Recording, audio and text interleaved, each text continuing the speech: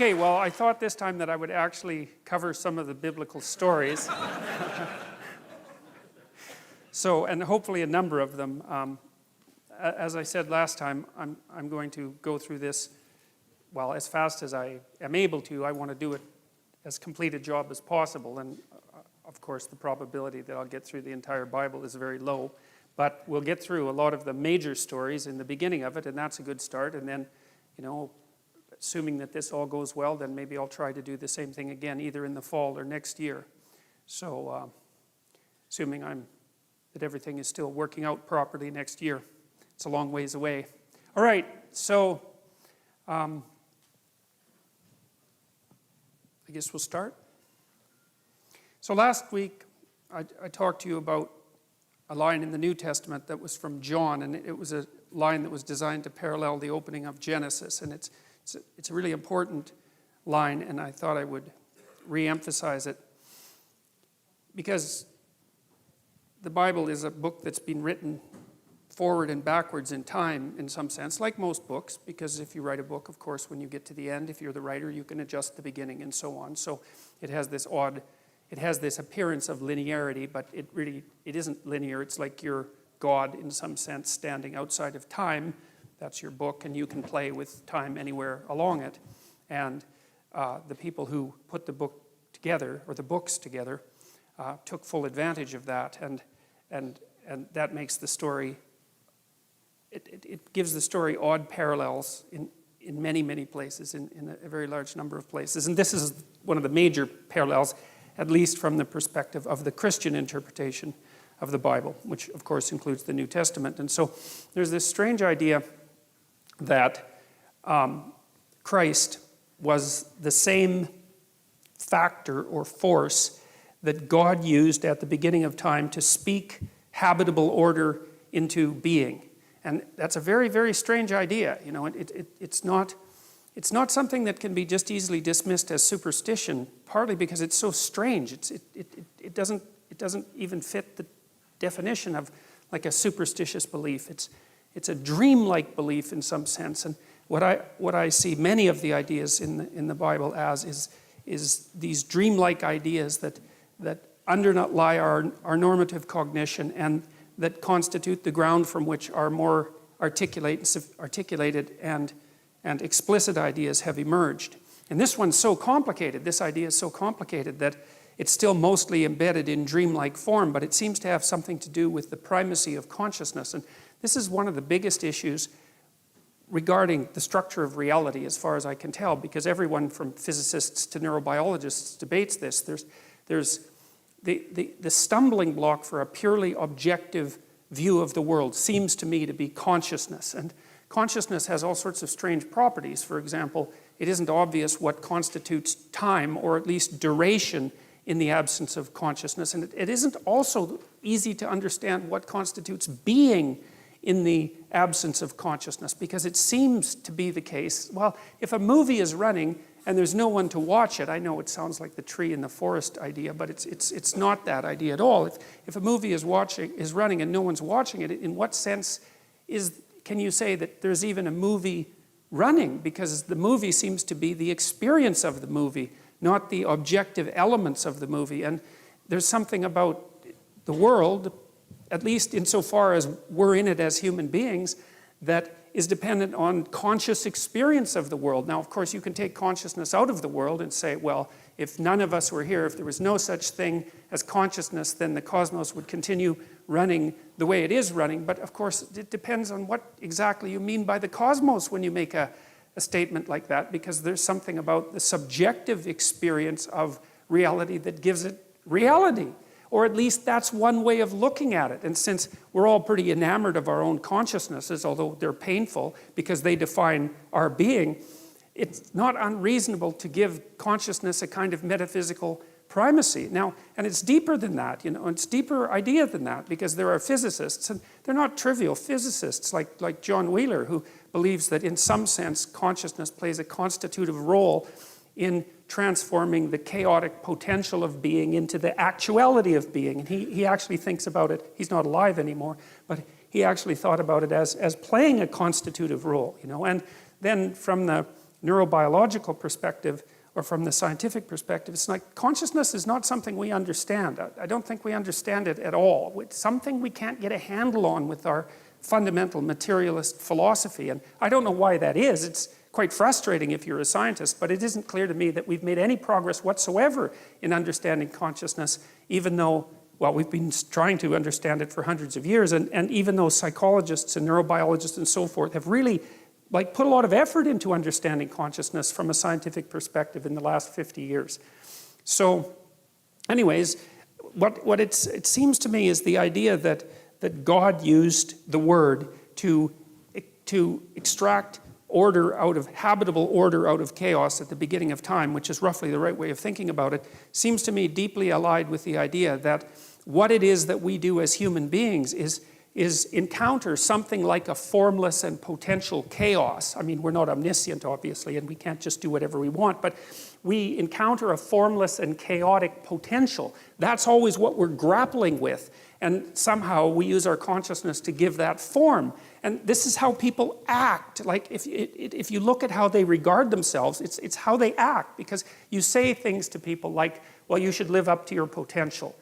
And you make a case that there's something about a person that's more than what is, that yet could be if only they participated in the process properly. And everyone knows what that means, and no one acts like a mystery has been uttered when you say that. And you know, you can see a situation in your own life that's full of potential. You're often extremely excited when you encounter something that's full of potential, because what you see is something that could be. You see a future beckoning for you that could be if only you interacted with it properly. And it activates your nervous system, right, in a very basic way. And we even understand how that happens to the degree that we understand how the nervous system works, because the systems that mediate positive emotion, which are governed roughly by the neurochemical dopamine, and which have their roots way down in the ancient hypothalamus, a very, very archaic and fundamental part of the brain, that responds to potential, which is the possibility of accruing something new and valuable. It responds to potential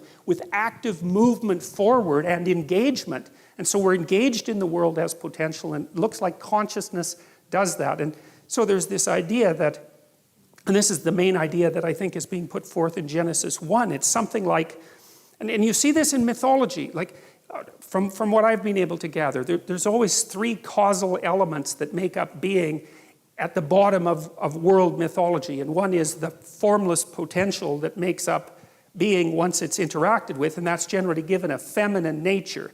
And I think that's because it's like the source from which all things emerge and rise. It's something like that. It's more complicated than that, but it's something like that. And then there's some kind of interpretive structure that has to grapple with that formless potential. And I think that's the sort of thing that was alluded to by Immanuel Kant when he was criticizing the notion that all of our information comes from sense data, which would be the pure empirical perspective, right? Because when you encounter the world, you encounter it with a cognitive structure that already has shape. And so it's already in you, this structure. And without that a priori structure, you wouldn't be able to take the formless potential and give it structure. And I think that's something, it's akin in some way to the idea of God the Father, and I'll try to develop that idea more. It's the notion that there's something in all of us that transcends all of us, that's deeply structural, that's part of this ancient, well, I would say evolutionary and cultural process that enables us to grapple with the formless potential and bring forth reality, roughly speaking.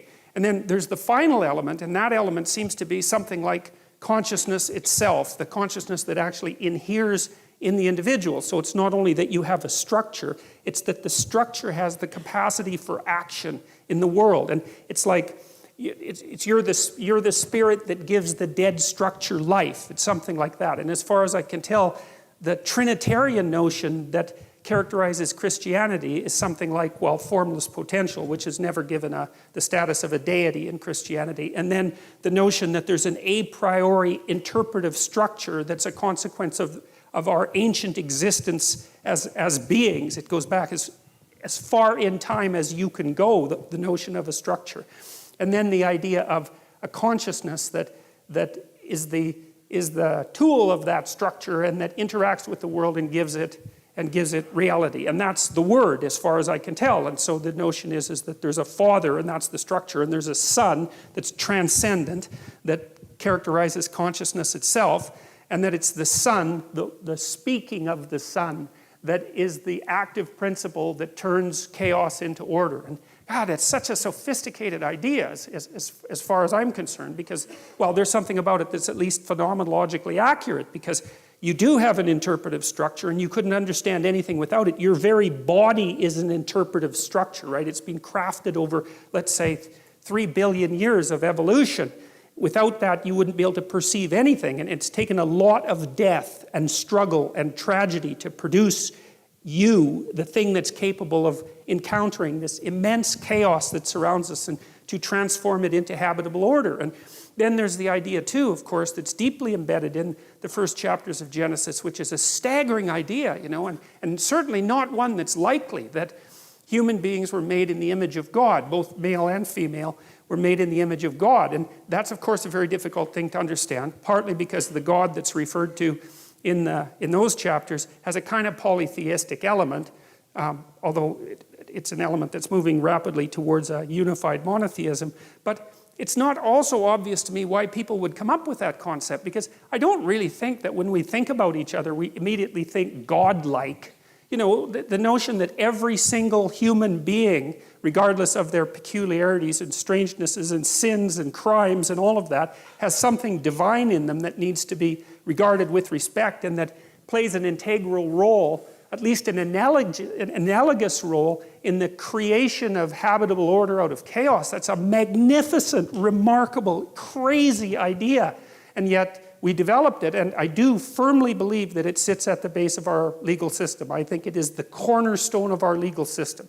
That's the notion that everyone is equal before God, which is, of course, that's such a strange idea. It's very difficult to understand how anybody could have ever come up with that idea, because the manifold differences between people are so obvious and so evident that you could say the natural way of viewing someone is, or human beings, is in this extremely hierarchical manner, where some people are contemptible and easily brushed off as pointless and pathological and without value whatsoever, and all the power accrues to a certain tiny, you know, aristocratic minority at the top. But if you look at the way that the idea of the individual sovereignty developed, it's clear that it unfolded over thousands and perhaps 10,000s of years before it became something firmly fixed in the imagination that each individual had something of transcendent value about them. And man, I tell you, we dispense with that idea at our serious peril. And so, and if you're going to take that idea seriously, then, which you do because you act it out, because otherwise you wouldn't be law-abiding citizens, right? You act that idea out. It's firmly shared by everyone who acts in a civilized manner. The question is, why in the world do you believe it, assuming that you believe what you act out, which I think is a really good way of fundamentally defining belief. So, all right, so that's the sort of idea, is that there's this God of tradition and structure. That's God the Father, who uses the Son, which is more of an active force, and primarily something that's verbal, which I also think is extremely interesting, because it's associated not with thought precisely, but with speech. And I think the reason for that is that there's something to speech that's more than mere thought. And I think part of the reason for that is that speech is a public utterance.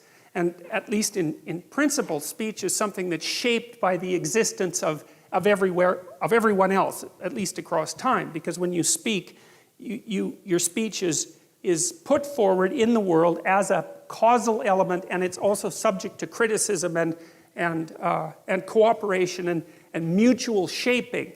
And so there's an idea here too that speech is that the cognitive processes that bring habitable reality out of uninhabitable chaos have this collective and public element, which is part of the reason, by the way, that I'm an advocate of free speech, let's say, above all, because I don't think, although it is the case, for example, in the Canadian Bill of Rights, that every single right has equal value. That's the theory. It's an idiotic theory, because it's absolutely impossible for a large set of rights to have absolutely equal stances. That cannot happen. There's no way that that can ever work. But that is the legal judgment. But I think it's a huge mistake because free speech has this, well, this divine quality, let's say, that you can't escape from because it's the thing that manufactures everything else. You know, and I do think that the dream that you could think of as encapsulated in the stories in Genesis is the dream by which human beings dreamed up the idea that we would now consider consciousness. Because,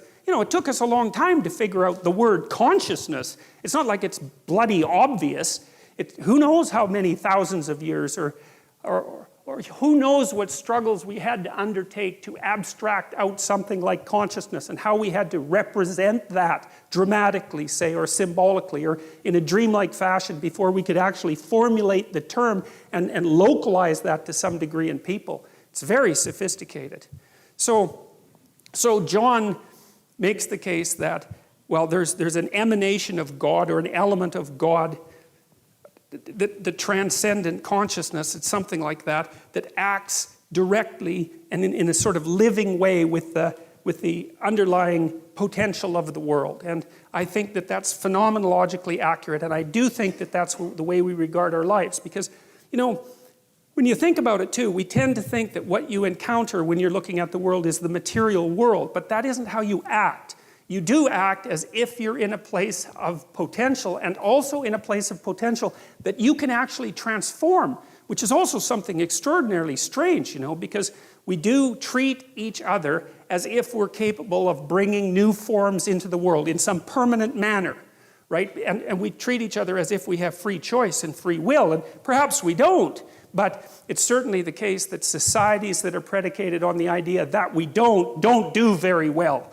And societies that are predicated on the idea that we do seem to do a lot better. Plus, people tend to get very annoyed at you if you treat them like they're automatons that lack free will. There's something that people find very, I would say, constraining, slave-like about that even. You know, that the demand that you don't have actual autonomy, and even worse, that you're not responsible for your choices. It's an insult to someone to suggest to them that they're not responsible for their choices. You know, you usually, to do that to someone from a legal perspective, you have to argue something like diminished capacity, right? Well, you're mentally ill, or you don't have the intellectual capacity, or you were addled by some substance, or you had a brain injury or something, and that's why you're not responsible for your actions. Otherwise, part of the respect that you give to another human being is the assumption that they're responsible for their actions. And some of that can be, well, if you do something bad, then you're responsible for it. But part of that, too, is that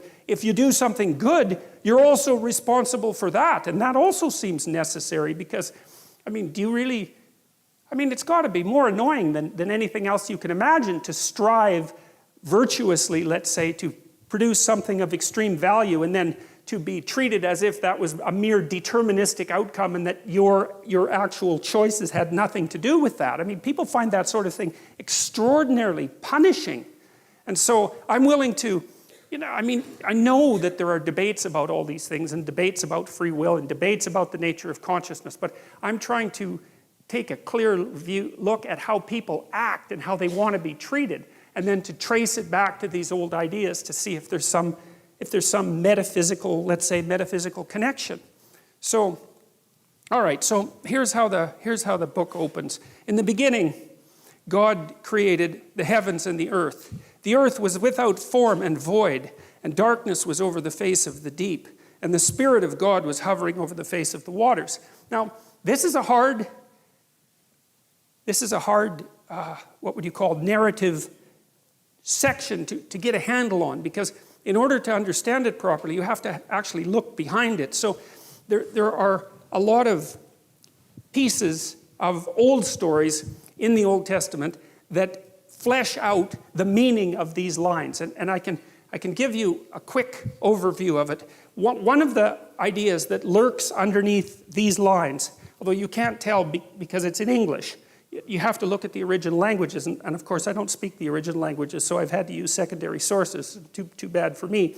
But the without form and void and the deep idea, you see, that's associated with this notion of endless deep potential.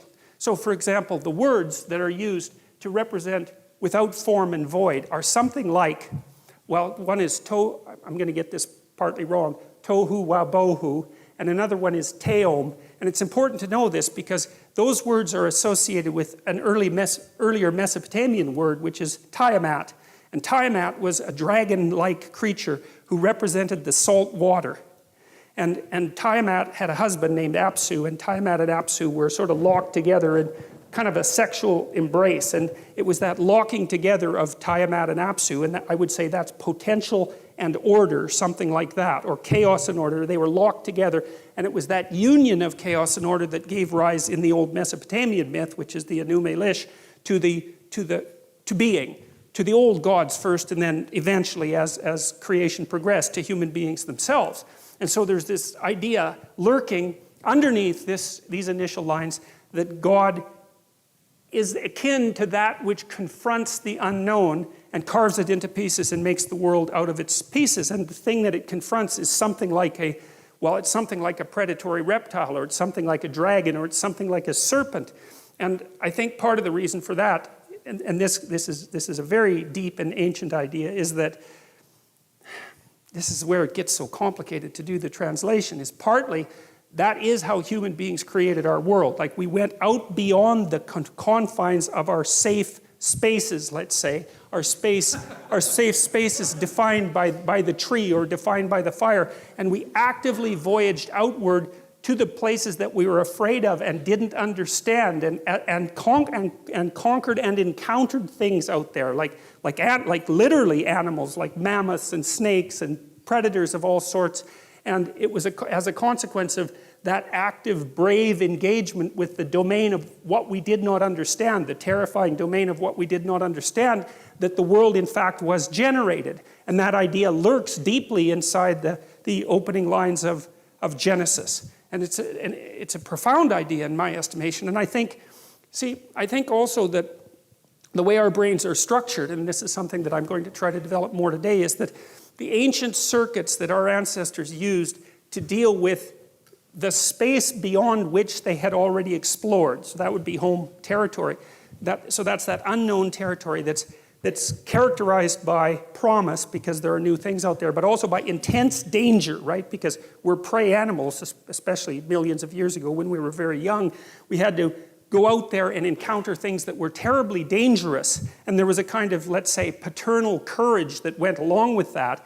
And it was the spirit of paternal courage that enabled the conquering of the unknown. And there's no difference between the conquering of the unknown and the creation of habitable order. And the thing is that as our cognitive faculties have developed to the point where we're capable of very high levels of abstraction, the underlying biological architecture has remained the same. And so I don't think that it's too much to say at all that the circuits that engage you, for example, when you're having an argument about something fundamental with someone that you love, and so you're trying to structure the world around you jointly to create a habitable space that you can both exist within, you're using the same circuits, the abstracted version, you're using the same circuits that our archaic ancestors would have used when they went out into the unknown itself to encounter beasts and predators and geographical unknowns. It's the same circuit. It's just that we do it abstractly now instead of concretely. But of course it has to be the same circuit, because evolution is a very conservative force. And what else would it be? And this is also why I think it's so easy for us to demonize those people who are our enemies, because our enemies confront us with what we don't want to see. And because of that, our first response is to use snake detection circuitry on them, and that accounts for our capacity, almost immediate capacity, to demonize. And there's a reason for that. It's not a trivial thing. First of all, it's a very fast response, and second of all, it's a response that has worked for a very, very, very long time. And so, one of the variants of the hero, and I would consider a variant of the hero like a fragment of the picture of God, is the heroic warrior who slays the enemy, right? And of course, that's not precisely a politically correct representation of the hero in modern times. And no wonder, but it's still something that you go watch in movies all the time and admire, right? It's like this one of the how many plots are there? Romance and adventure, that's about it. And most of the adventure genre is, well, there's some enemy that's lurking in some form. It could be human, it could be alien, and someone rises up to go and confront it and maintain order. You know, it's like, there's no getting away from that story. And if you don't have that in your own life, then you play a video game where that's happening, or you watch a movie where that's happening, or you read a book where that's happening, and it captures you, even if you're atheistic and your only religion is Star Wars, you know? And it's still, well, really, right? It still captures your imagination, and you act like someone who's possessed by religious fervor when you line up for 3 days to be the first one into the theater, you know? And all the while claiming that you're atheistic to the core. It's like... Okay, so this without form and void is this chaotic, and it's a hard thing to get a grip on, you know, what exactly this means. But I can give you another kind of example of how you would experience the formless chaos of potential in your own lives, and even how the order that you currently inhabit can dissolve into that. And you know, in Dante's Inferno, when he outlined the levels of hell. So Dante was trying to get to the bottom of what constituted evil, really, in this representation. So it's a work of psychology, and he was thinking, well, there are various ways to behave reprehensibly, but there's a hierarchy of reprehensible behavior, and there's something absolutely the worst at the bottom. And Dante believed that it was betrayal. And I think that's right, because, you know, one of the things that enables long-term cooperation, peaceful cooperation between people is trust. And I would also say that trust is the fundamental natural resource. There's been some very good books written on the economic utility of trust, for example, and societies where the default economic presupposition between trading partners is trust tend to be rich, even if they don't have any natural resources. And you can see that, for example, with what happened with eBay, which I think was a kind of miracle, because what should have happened with eBay was that you sent me junk and I sent you a check that bounced, right? And that was the end of eBay. But, right, exactly. But that isn't what happened. Like the default transaction on eBay was so honest that the brokers, you could hire brokers to begin with. I can't remember what they were called exactly, but you could pay someone a fee so that they would guarantee the transaction. So, you know, you wouldn't send me junk and I'd actually send you a payment, and we'd pay 10% for someone to guarantee that. The default trade was so honest that those things vanished right away. And so that meant that all this frozen capital, roughly speaking, which were all the junk that people had lying around that someone else might want, instantly became money. And the only reason that worked was because people trusted one another. And so trust is an unbelievably powerful economic force, maybe the most powerful economic force. Anyways, if you have a relationship with someone, it's predicated on trust. And part of the reason for that is that trust is what enables us to look at each other without running away screaming. And what I mean by that is that if I trust you, then I don't have to take into account how complicated you are, because you're horribly complicated. You know, I think chimpanzee full of snakes, that's what a human being is. And as long as you'll do what you say you'll do, then I can take you at your word, and your word simplifies you, and you can take me at my word, and my word simplifies you, and then we can act like we understand each other even though we don't. But then if that trust is betrayed, then all the snakes come forth very, very rapidly. And so all of you, I suspect, have been betrayed one way or another. And so what happens, if you're in a relationship with someone and you trust them, then you make certain assumptions about the past, and you make certain assumptions about the present, and you make certain assumptions about the future. And everything's stable, and so you're standing on solid ground. And the chaos, it's like you're standing on thin ice. The chaos is hidden. The shark beneath the waves isn't there. You're safe. You're in the lifeboat. But then if the person betrays you, like if you're in an intimate relationship and the person has an affair and you find out about it, then you think, one moment you're one place, right? You're where everything is secure because you've predicated your perception of the world on the axiom of trust. And the next second, you're in a completely different place. And not only is that place different right now, the place you were years ago is different, and the place you're going to be in the future, years hence, is different. And so all of that certainty, that strange certainty that you inhabit, can collapse into incredible complexity. And you say, well, if someone betrays you, you think, well, okay, who were you? Because you weren't who I thought you were. And I thought I knew you, but I didn't know you at all. And I never knew you, and so all the things we did together, those weren't the things that I thought were happening. Something else was happening, and you were someone else. And that means I'm someone else because I thought I knew what was going on, and clearly I don't. I'm some sort of blind sucker or the victim of a psychopath or someone who's so naive that they can barely live. And I don't understand anything about human beings, and I don't understand anything about myself. And I have no idea where I am now. I thought I was at home, but I'm not. I'm in a house, and it's full of strangers. And I don't know what I'm going to do tomorrow or next week or next year. It's like all of that certainty, that habitable certainty, collapses right back into the potential from which it emerged. And that's a terrifying thing. That's a journey to the underworld from a mythological perspective. And that is really something worth knowing because, journeys to the underworld are extraordinarily common in mythological stories. And, like the Hobbit going out to find the Smog, the dragon, and get the gold is a journey into the underworld. And journeys to the underworld happen all the time. And modern people don't understand what the underworld is, except that we've all been there. And we go there all the time.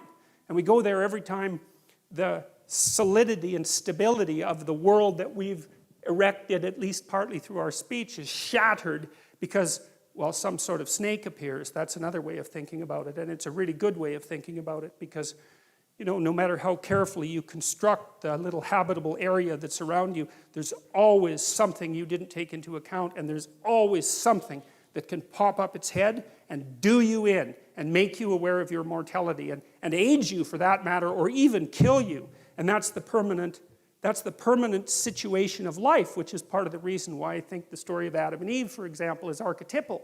It's because we do inhabit walled gardens, right? Because a walled garden is half structure, society, and half nature. That's what a walled garden is. And a walled garden is a place of paradise and warmth and love and sustenance, but it's also the place where something can pop up at any moment and knock you out of it. And I think part of the reason that story exists at the beginning of this collection of books is because it explains the eternal situation of human beings. We're always in that situation. We're in a walled garden, or we bloody well hope we are. But there's always a snake. And then it's even worse because if there is a snake, we're exactly the sort of creatures who are going to do nothing but go and interact with that snake the second that we can manage it. It's definitely the case that if you want a human being to muck around with something, the best thing to do is to tell them not ever to do it, have anything to do with it, which is, of course, something you know if you have teenagers or even children, or if you know anything about yourself or your partner. So these stories are trying to express what you might describe as an unchanging, transcendent reality. It's something like what's common across all human experience across all time. And that's what Jung essentially meant by an archetype. And you could say, well, we tend to think that what we see with our senses is real. And of course that's true, but what we see with our senses is what's real that works at the time frame that we exist in, right? And so we see things that we can touch and pick up. We see tools, essentially, that are useful for our moment-to-moment activities. We don't see the structures of eternity, especially not the abstract structures of eternity. We have to imagine those with our imagination. Well, and that's partly what these stories are doing. They're saying, well, there's forms of stability that transcend our capacity to observe, which is hardly surprising. We know that if we're scientists, right? Because we're always abstracting out things that we can't immediately observe. But there are metaphysical or moral realities or phenomenological realities that have the same nature, that you can't see them in your life by observing them with your senses, but you can imagine them with your imagination. And sometimes the things that you imagine with your imagination are more real than the things that you see. Well, numbers are like that, for example. I mean, there's endless examples of that. And I would say, well, this is also a good way of thinking about fiction, because a good work of fiction is more real than the stories from which it was derived. Otherwise, it has no staying power, right? It's distilled reality, even though, in some sense, it never happened. It's like, well, it depends on what you mean by happened. It's a pattern that repeats in many, many places with variation. You extract out the central pattern. It's the pattern purely never existed in any specific form, But the fact that you've pulled a pattern out from all those exemplars means that you've extracted something real. And I think the reason that the story of Adam and Eve, which we'll talk about in quite a bit of detail today, has been immune to being forgotten is because it says things about the nature of the human condition that are always true. I can give you another brief example. Like people have a lot of guilt.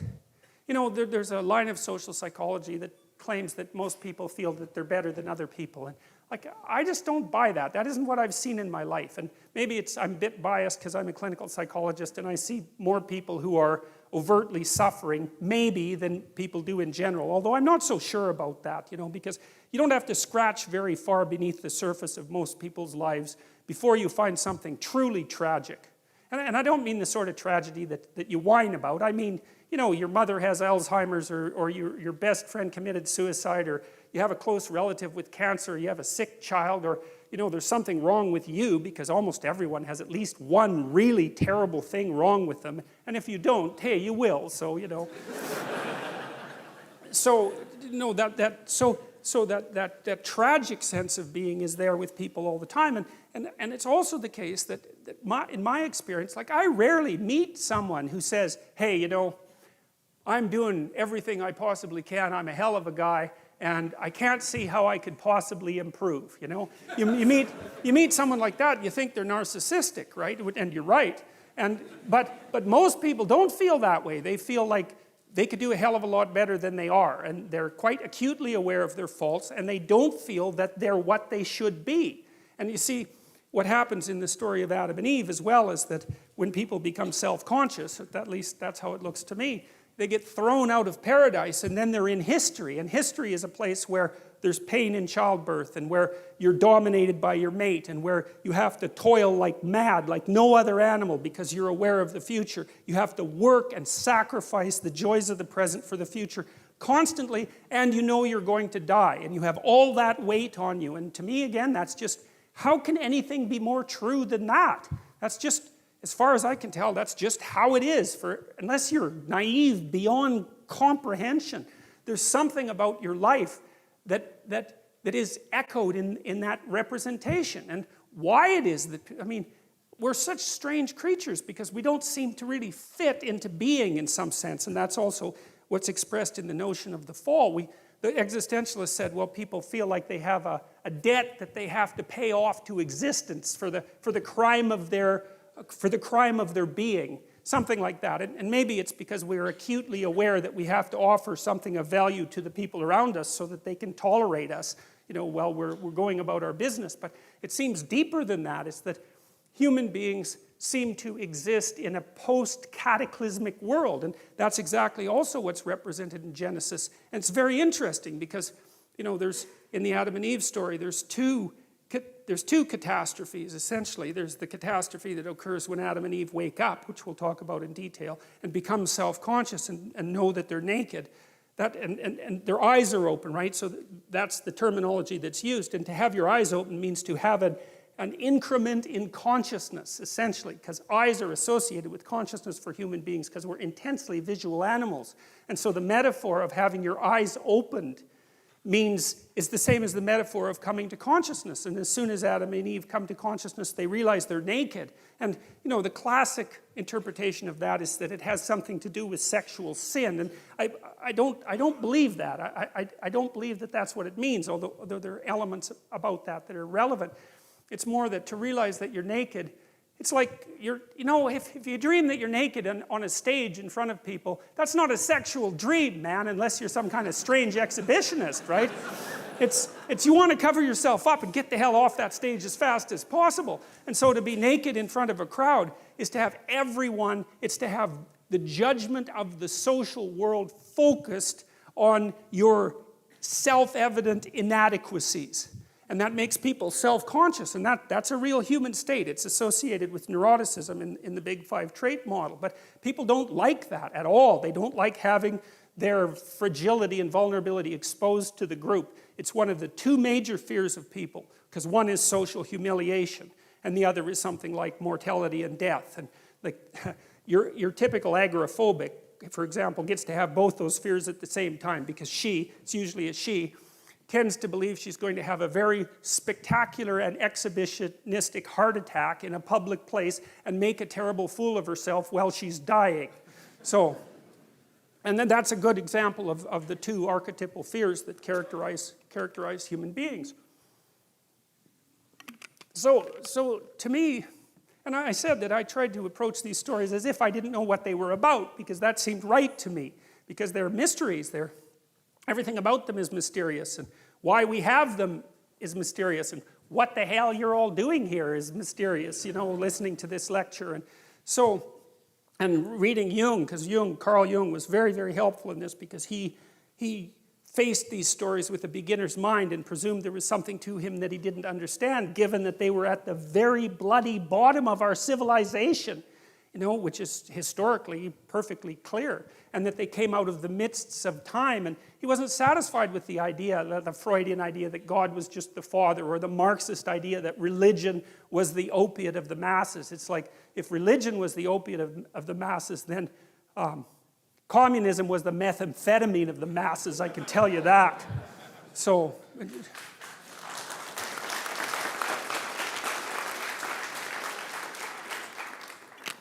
you've been betrayed by someone, and so you fall into that underworld of doubt about everything. And it's a serious place to be in that underworld, because not only do you not know where you came from or who you are or where you're going, that's bad enough.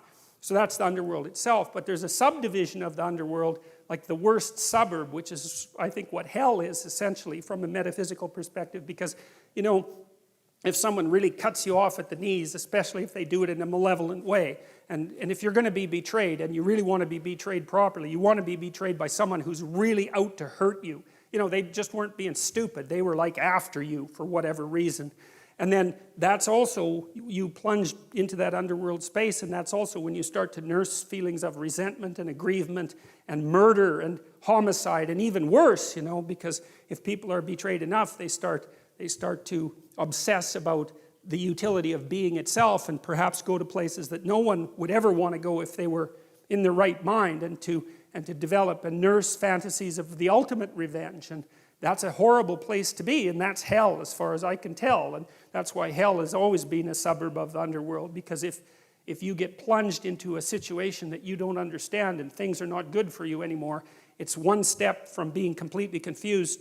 It's only one step from being completely confused to being completely outraged and resentful, and then it's only one step from there to really looking for revenge. And that can take you places that merely to imagine properly can be traumatic. And I've seen that happen with people many times. And I think that anybody who uses their imagination on themselves can see how that happens, because I don't imagine there's a single person in the room that hasn't nursed fairly intense fantasies of revenge, at least at one point in their life. And usually, for what appear to be good reasons. It's no picnic to get betrayed, that's for sure, and it can shake your faith in being, but if it shakes it so badly that you turn against being itself, that's certainly no solution, that's for sure. All it does is make everything that's bad even worse. Okay, now, and God said, let there be light, and there was light, and God saw that the light was good. And God separated the light from the darkness. And so that's another fundamental separation, right? Light and darkness. Those are in some sense the two of the fundamental elements of our conscious being, because of course when it's light we're awake and conscious because we're diurnal animals, and when it's night, well, then we're asleep. And so our existence is bounded by light and darkness. We're up and alert when it's light, and that's partly because we're highly visual animals, right? Unlike most animals, because most animals use smell, we use vision. We're very strange that way. And vision is associated with enlightenment and illumination, and with the breaking of the dawn, and with the coming of the new day, and all of that. So for light to be created is associated in some sense with the emergence of conscious being. And so that's another echo of that notion. And the particular phrasing of the story also is important, because it's again that God said, right? So that's the use of that word, and that's the active element of the structure that gives order to chaos. It's something like that. So it's like the spirit of the structure manifests itself and produces the fundamental divisions of experience. That's what's being presented here. And God separated the light from the darkness. He called the light day, and the darkness he called night. And again, the fact that things are named is also very important. So you see this later with Adam, because God gives Adam the job of naming all the animals, and it's sort of like the animals don't actually exist in some sense till they're named. And that's another indication of the authors of the Bible's attempt to come to terms with the fact that our cognitive faculties and our ability to speak have something to do with the way that we cast chaotic potential into actuality, right? Because we can't really get a grip on something before we have a name for it, which is why, for example, you all have names, and everything that you encounter has to have a name, because before it has a name, it's just kind of part of the blurry background. It's something like that. And you could say it exists before it has a name, and that's true, but it's also true that it doesn't exist before it has a name. Because as soon as you give something a name, its nature changes, and you've transformed it into something that's not so much mere potential anymore, but it's at least on its way to being actuality. It's on its way to being a tool. And so the act of naming is repeated continually in the first chapters of the Bible, and the reason for that is this continued emphasis on the importance of consciousness and conscious articulation and speech. You know, and speech is really something that does separate us in an important way from animals, you know, like we haven't got very far teaching animals how to speak. The best we've managed so far is some parrots, right? There's a gray African parrot. There was one of them that got up to about a 4-year-old level, and that's mind-boggling, because like, how big is the brain of a parrot? It's like that big, and that bloody thing could talk, and so that shows you how much we know about brains. But I know they're small and all that, and we tried teaching chimpanzees to talk, and they could kind of get somewhere with sign language, especially if you started when they were young, but they don't have the capacity for language like we do, and they were never able to really pass it on to the next generation, which is obviously a critical element of really having that ability. So human beings, we've used our linguistic capacity to parse up the world in a new way and to conceptualize it in a new way. And you know, you can say that we're just like ants on this little trivial planet out on the edge of one of 100 million galaxies, and that what's happening here has no cosmic significance. But that's an arbitrary proposition, you know. I mean, we're very complicated things, and whatever's going on this planet has to do with conscious reality. And the transformations of consciousness, for all we know, might be the most important things that happen everywhere. There's no reason to consider consciousness a trivial phenomenon. I mean, it's taken 3.5 billion years for you to develop the brain that you've developed. And human beings are amazing creatures. I mean, just a casual walk through YouTube and all those crazy kids that climb cranes and do that. What's that?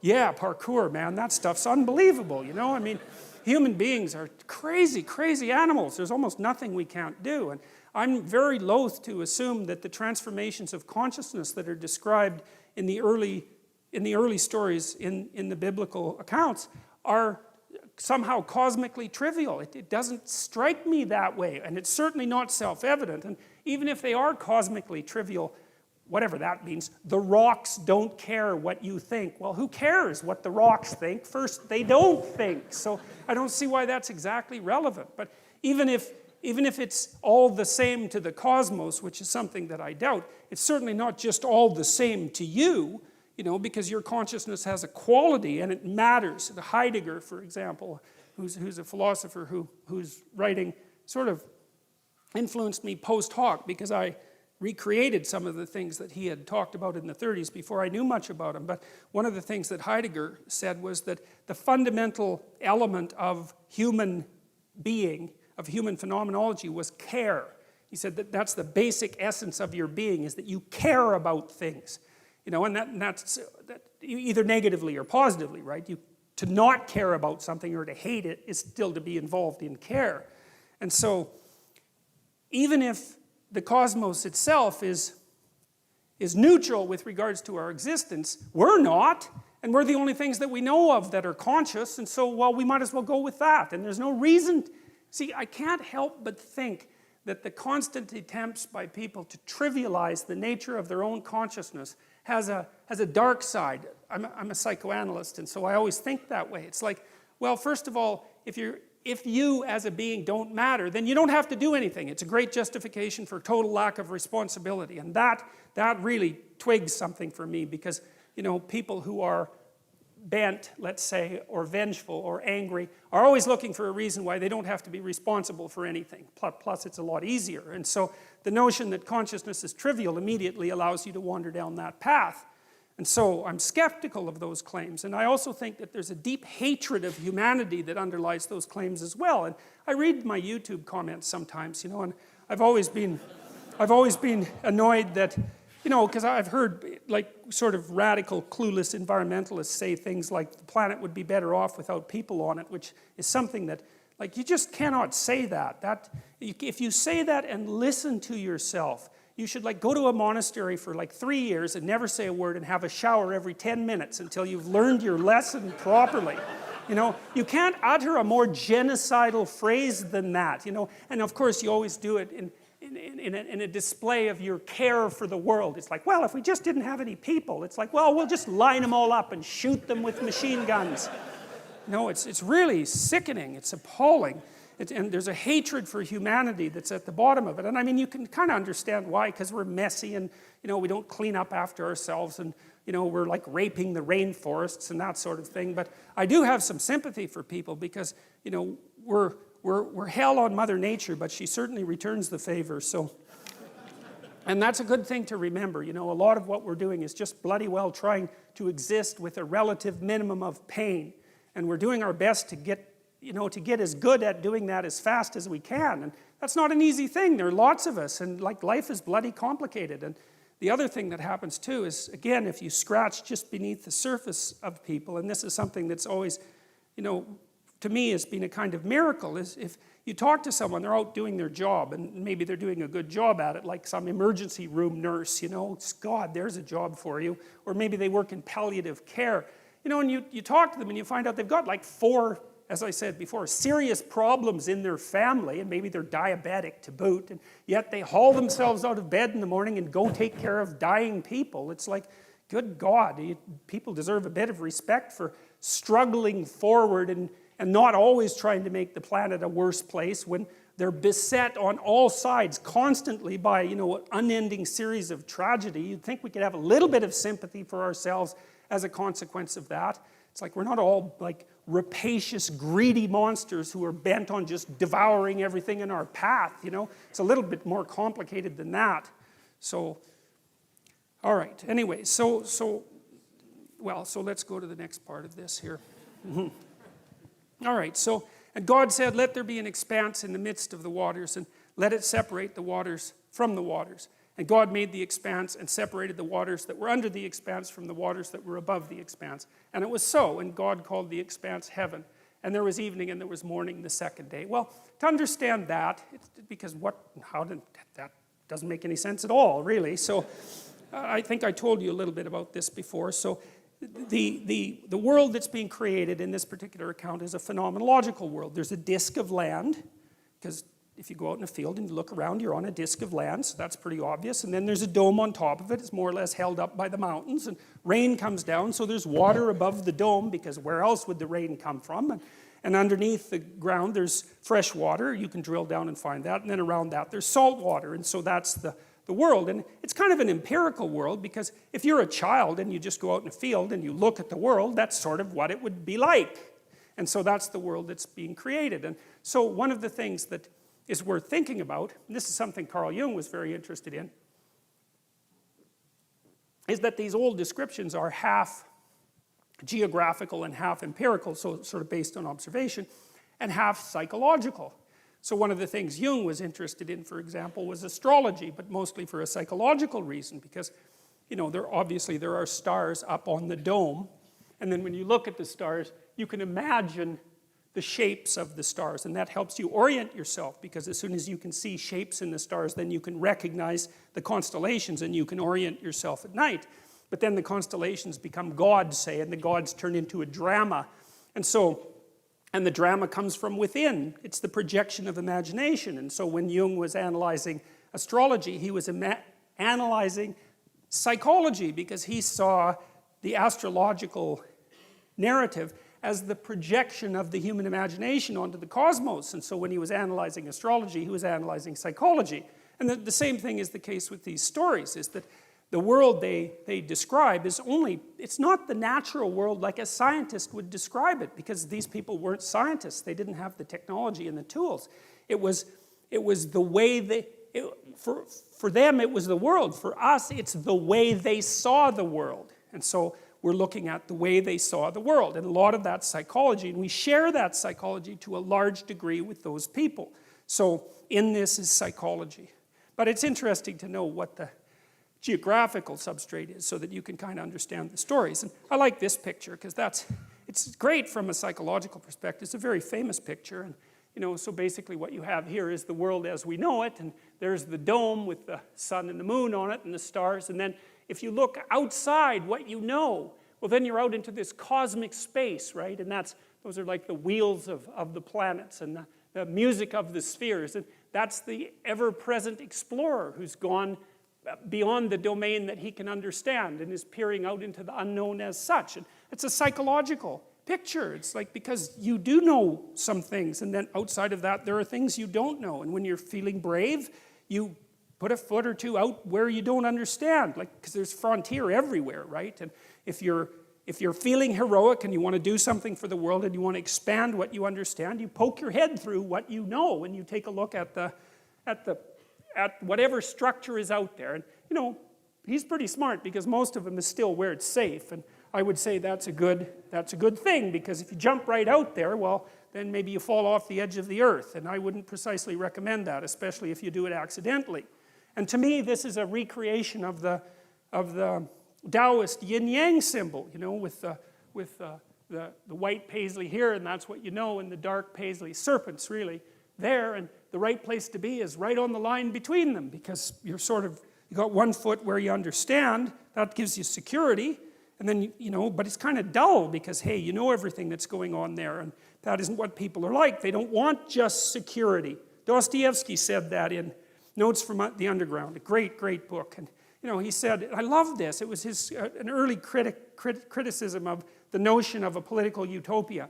He said, look, if you gave people everything they wanted, they had nothing to eat but cake, and nothing to do but sit in warm pools and busy themselves with the continuation of the species. That was his lines.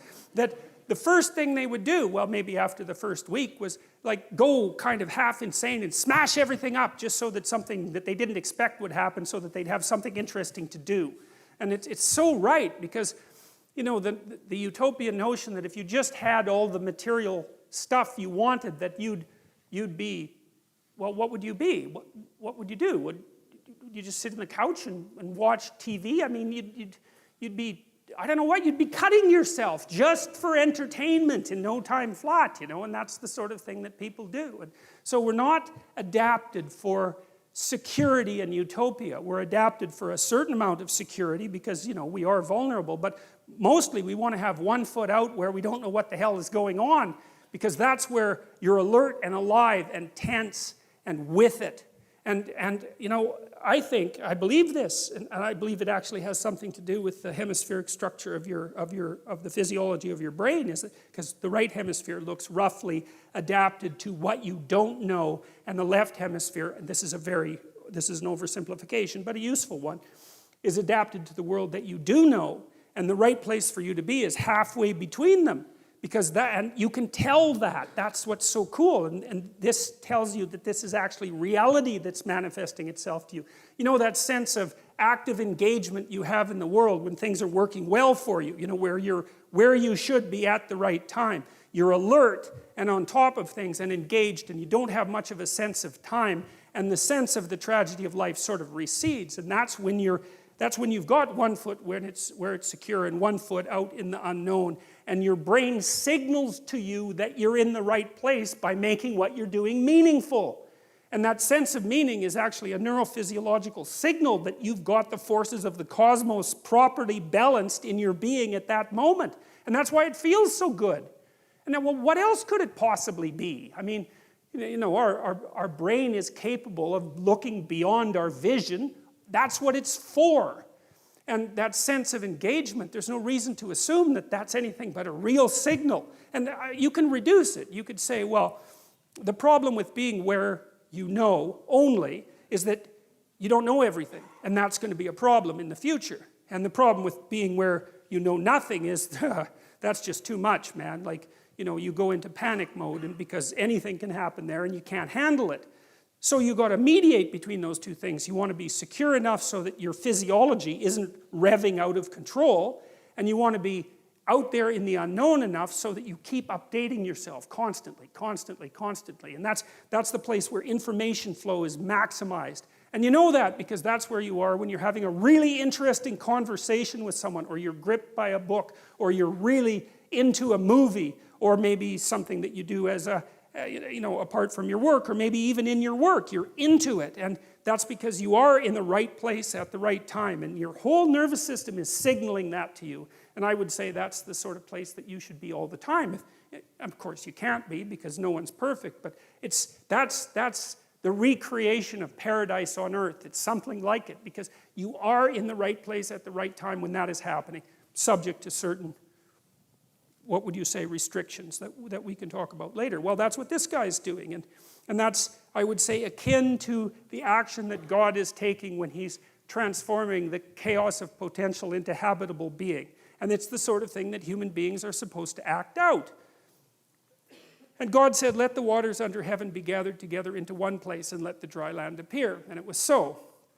God called the dry land earth, and the waters that were gathered together he called seas. And God saw that it was good. Well, that's an interesting thing too, because, you know, there's this play written by a German named Goethe. I can never say that properly. It's Johann van Goethe, and I can't say it. But he wrote this play called Faust, and he wrote one part of it when he was quite young, and then Faust 2 when he was quite old. And he has a character in there, Mephistopheles, and Mephistopheles is the devil. And he actually has the devil explain himself twice, basically using the same words, which I really like. It was very profound. And basically, Goethe's Mephistopheles says, you know, he's the adversary of the word. That's a good way of putting it, because that's how it works out mythologically. He's the figure behind the snake in the Garden of Eden, which is something we'll talk about more. But he has a sophisticated philosophy. He's not just some random troublemaker. He's got a deep philosophy, and his philosophy is quite straightforward. And it's compelling. It's compelling. And people are gripped by it quite often, far more often than they think. And his philosophy is, well, look around at the world. It's like Ivan Karamazov in The Brothers Karamazov, when he's trying to disabuse his younger brother of being a Christian monk. Mephistopheles says, well, look at the world. I mean, you look around the world, it's nothing but a bloodbath. It's just suffering everywhere. Everything eats everything, and people die terribly, and they're cruel to one another, and the whole mess is nothing but a constant haul of terrible carnage and ruin and wreck. He says it'd be better if it was never existed at all. And that's a very, very interesting idea. And I do believe, and I've seen this in people many times, that in the depths of despair, especially when you've been betrayed, for example, and you wander into the wrong subdivision of the underworld, that's something that comes to mind. If you have a very sick child, for example, or maybe your whole family is suffering, as whole families do sometimes, an idea is going to come to you. It's like, good God, who put this mess together? And is it really worth it? Is it really worth the suffering? Suicidal people, they say no. They say, no, enough of this. And you have to be pushed a long way, generally speaking, before you'll actually commit suicide. You have to be in very, very desperate straits. But your answer under those conditions is that being is such that it would be better if it had never been. And that's I think it's a terrible philosophy, I believe, because I think what happens if you act it out is that you make the very things that led you to despair far worse. And I can't see that if it's reasonable to draw a logical conclusion that suffering justifies your desire to make being end, that the answer to that can't be to produce more suffering. That just doesn't make sense. And my observation has been that people who act out the Mephistophelian philosophy inevitably make suffering far worse. And then that raises the other specter of, well, do they want being just to cease, or are they just out for bloody revenge at any cost? And my conclusion has always been that, is that the mask is, well, being shouldn't exist because it's too terrible, but the true motivation is I'm going to make everyone suffer as much as I possibly can before I say goodbye to this place. And if you read the writings of people like the kids who shot up the Columbine High School, they'll tell you exactly that that's precisely and exactly what they concluded and then acted out. So anyways, but in this, God says that it was good. And I've thought about that a lot. It's like, because the question is something like, well, is something better than nothing? Because that's a really good question, you know. And I thought about two things in relationship to that. And one is, well, maybe it depends on how it is that you are, right? Because it could be that there are ways of being in the world that justify the world. And there are ways of being in the world that make the world unbearable. And I believe that the narrative that runs through the biblical stories is precisely a dialogue between those two types of being. And the optimistic part of the story is that being requires limitation and suffering. There's no escape from that. But there are modes of being that allow that to be perhaps even more than tolerable. Perhaps there are modes of being that allow that to be good. And it's a straight and narrow road. It's a very difficult road to tread.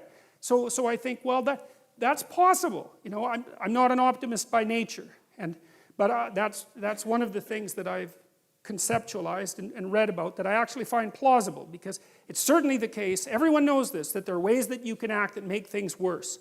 Everyone knows that. And so if that's the case, there has to be the opposite, right? There has to be ways that you could act that make things better, and obviously you can act in ways that make things really way worse. And so the question is, well, are there ways that you can act that make things really much better? And I think that's the question, is, can we have our cake and eat it too? Can we have the being that requires limitation and suffering, and also simultaneously transcend that by our mode of being? And I believe that the biblical stories, and perhaps not only the biblical stories, but the biblical stories are one of the human imagination's best attempts to address and answer that question. That's what the entire story is about. So the first of it is the catastrophe of the collapse of self-consciousness and the entrance of humanity into history. And the rest of it is, okay, now we're in history. Now we know that we're going to die. We know about our mortality. We're conscious of our own being. Is there a mode of acting in the world that allows that to be justifiable, or maybe even more, that allows that to be triumphant? And then I would also say, maybe it's worth finding out, you know.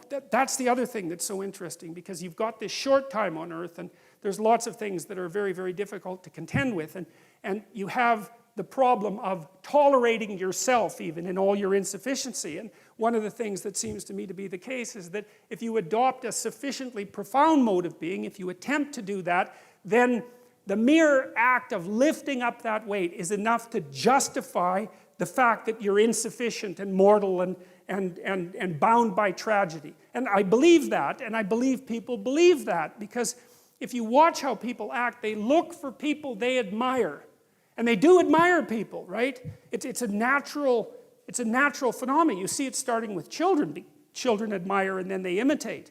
And we look to people who seem to be able to bear the burden of being in a heroic manner, and there's something inside of us that calls to that, and that makes us want to mimic that and to follow it.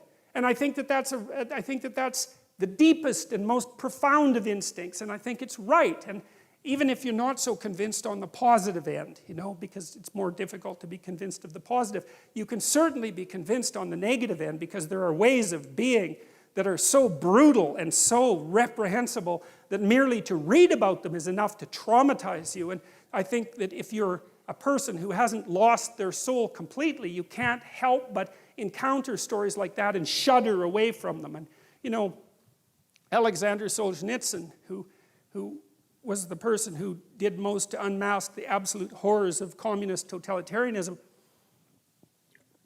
said that he believed that the Nuremberg judgments were the most important event of the 20th century. And that was the judgment at the end of World War II, that there were certain actions that no one was to undertake, no matter what their cultural background was, because they were, let's say, crimes against humanity. That there was such a thing as universal evil.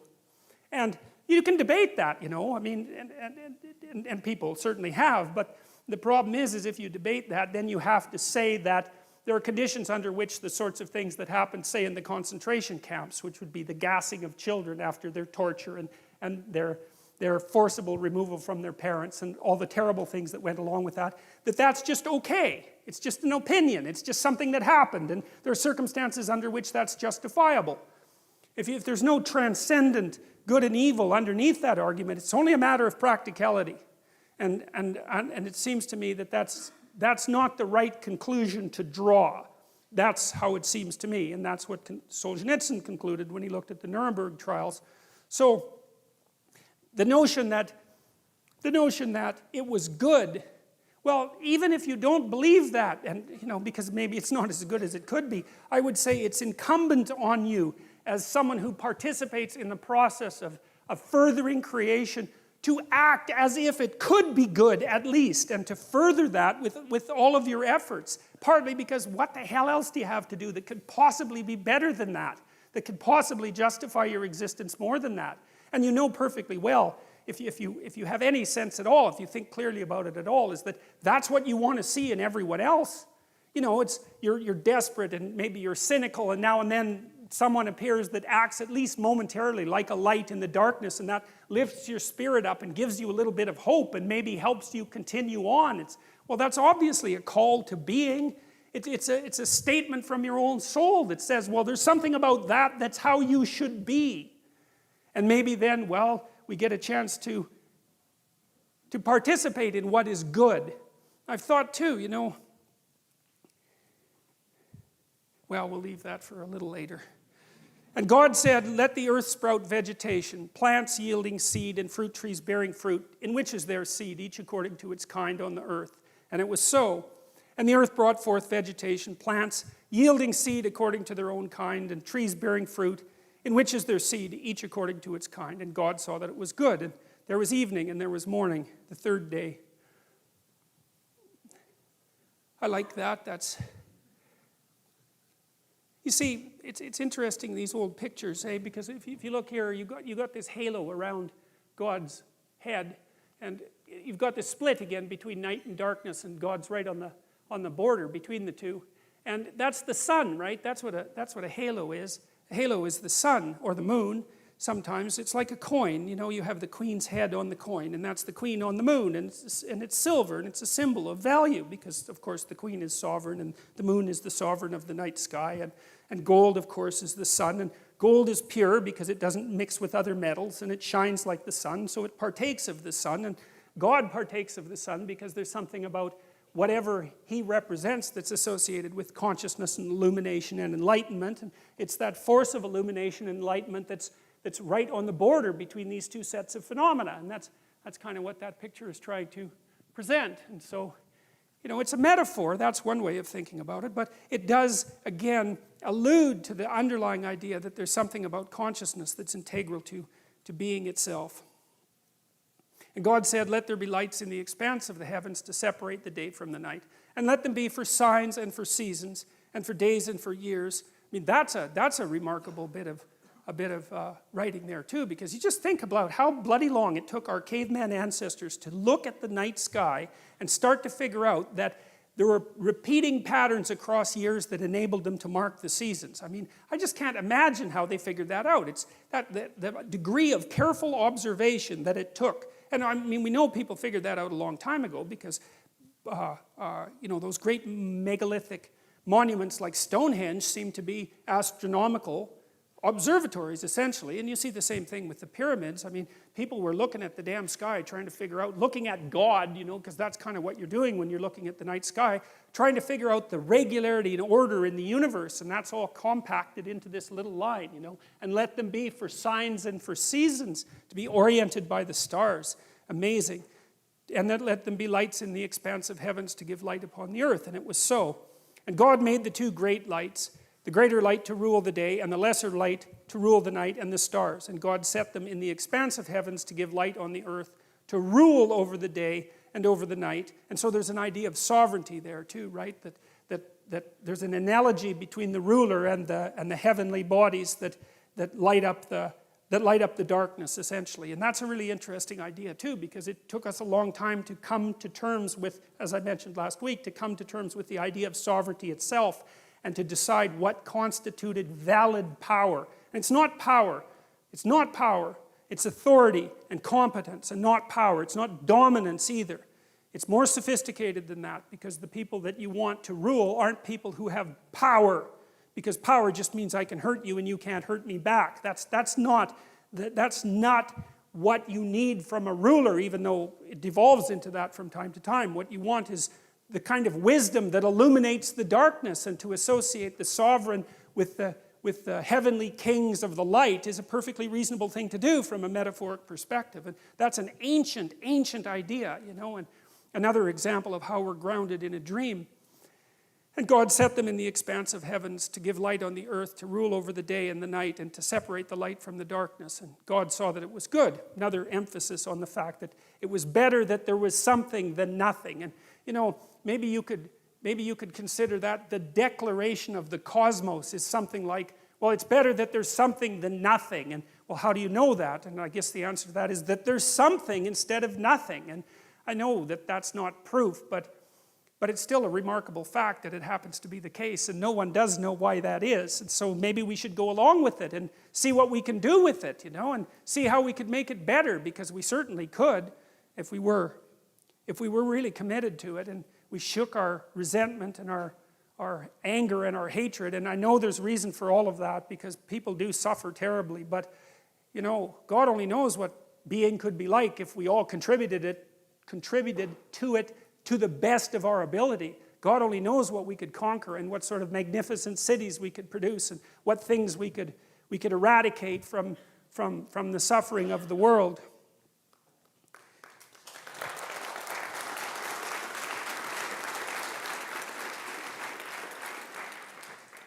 And there's this guy I read about. This is amazing, and I don't remember his name, but he found out about this worm that was called the guinea worm. And guinea worm is a really horrible thing, and you can look it up if you want, but I'll tell you a little bit about it, even though it's very distasteful. So a guinea worm is a parasite that lives in Africa, and it burrows under your skin, and it's quite long. It's about that long, and it's, you know, about that wide. And so it'll burrow underneath your leg, and then it's in there, you know, and maybe it pokes its little head out a hole, which is one of its delightful tendencies. And then if you want to pull it out, it breaks, right?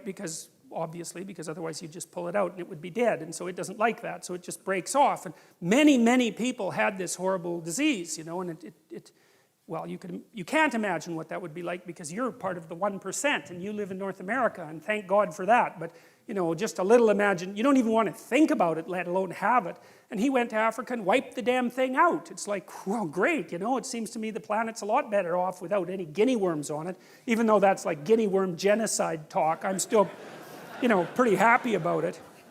And so that was one guy who thought, well, we don't need these things. And yeah, well, fair enough, you know, and yeah, well, so good for him. Like, you know, I mean, he can die thinking that the world's a better place than it was when he first popped out, and so good for that. I think that's a good aim, you know, I think, is to think that when you're on your deathbed, and you can look back and think, well, there's a little less suffering in the world from here on out than there would be if I had never existed. And that's a lot better than the opposite, because it's certainly possible, say, if you're Stalin, to ensure that there's a hell of a lot more suffering in the world than there would have been if you hadn't lived. And we perfectly well know that people can manage that, and that many, many people try to do nothing but manage precisely that. So, and it's hard for me not to think about that as some sort of metaphysical evil, and I think it's the right way to look at it. And there was evening and there was morning, the fourth day. So you have the sun here, and then the moon here, as far as I can tell. Yeah. Yeah. Actually, I think this is the moon over here, but so, yeah, and that's part of the Sistine Chapel, which is, you know, an absolutely remarkable. No, part of the reason too, and part of the reason I'm teaching about these biblical stories is because, you know, I'm thinking, because the humanities have been decimated so badly, And again, I think that has mostly to do with resentment and hatred more than anything else. But I don't really think that you can get a grip on the humanities and what they have to offer without knowing the biblical stories, because they're the dream out of which the humanities emerge. And so unless you have that background knowledge, that dream, then there's all sorts of things that are utterly profound that don't open themselves up to you. And Dante's Inferno would be one of those, and Milton's Paradise Lost, which is an absolutely amazing piece of work. I mean, Milton wrote it because he wanted to justify the ways of God to man. You know, what an ambition that is. And I mean, he was serious about that. He took the problem seriously. It's like, it's the Mephistophelian problem, is that, well, this is a rough business that we're involved in, and, you know, maybe we should just give it up. And I think the whole world, I think, was deciding that in the 1980s when we were deciding whether we were going to engage in the ultimate nuclear catastrophe, you know, and we were very, very close to that a number of times. And I think it was a collective decision in some sense on the part of humanity that we might as well keep the whole awful game going rather than just demolish it. But you know, Milton, he wrote Paradise Lost to, it's a dream, again, it's a dream, and trying to explain the nature of being and the nature of evil, and you can't crack the damn thing without knowing the underlying stories, and that's really too bad because it's utterly profound. And the reason you need profound things, as far as I can tell, you need profound knowledge, is because life is actually a profound problem for everyone. I mean, you can shelter back and live a very conservative existence, and look, like, more power to you. I understand why you would do that, but it doesn't stop you from having to face the ultimate questions of life. Right? They're right there in everyone's face, and at least at some point in your life. And it would be better if you could, I think, if you could confront them full on and to deal with them properly and to be a beacon of strength as a consequence of that. And I think that wisdom, that's what the humanities are supposed to teach, is wisdom. And wisdom is what enables you to deal honorably with the tragedy of life. And I think I can't see how you could think that that was a bad idea, because there are going to be times when you're in an emergency room and, you know, prone to panic and to cry and to break down and to collapse and to be of no use to anyone around you. And that's not the right way to be. It's the right way to be in a situation like that is to be strong and reliable. And I don't think you can do that without being wise. And you can't be wise without putting yourself together and without knowing something about where you came from and what you're like. And that's history and the humanities. And so this isn't optional.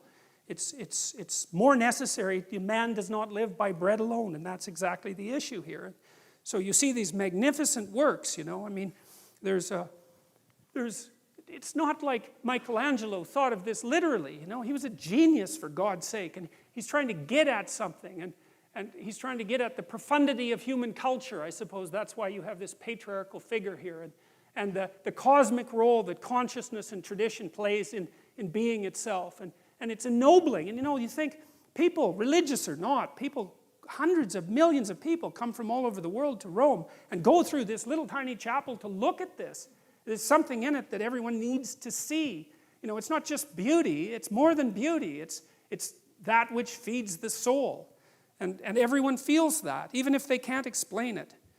So, and God said, let the waters swarm with swarms of living creatures, and let birds fly above the earth across the expanse of the heavens. So God created the great sea creatures and every living creature that moves, with which the waters swarm, according to their kinds, and every winged bird according to its kind. And God saw that it was good. And God blessed them, saying, be fruitful and multiply, and fill the waters in the seas, and let birds multiply on the earth. And there was evening and there was morning, the fifth day.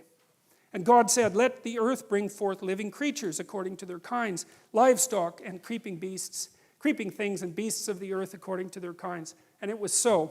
And God made the beasts of the earth according to their kinds, and the livestock according to their kinds, and everything that creeps on the ground according to its kind. Kind, right? That's kin, right? And to be kind is to treat others as if they're your kin. And so, according to its kind. And God saw that it was good. That's continually represented over and over. God said, that's the thing that calls being into existence, and God said it was good, and that's the fundamental judgment about the nature of reality. And you know, one of the things that happens in the translation, in the movement, let's say, from the Old Testament to the New Testament, is God is obviously blessing creation in the beginning of this story. And then you have Old Testament God, and like, don't mess around with him, right? Because he'll give you good smiting if you get out of line.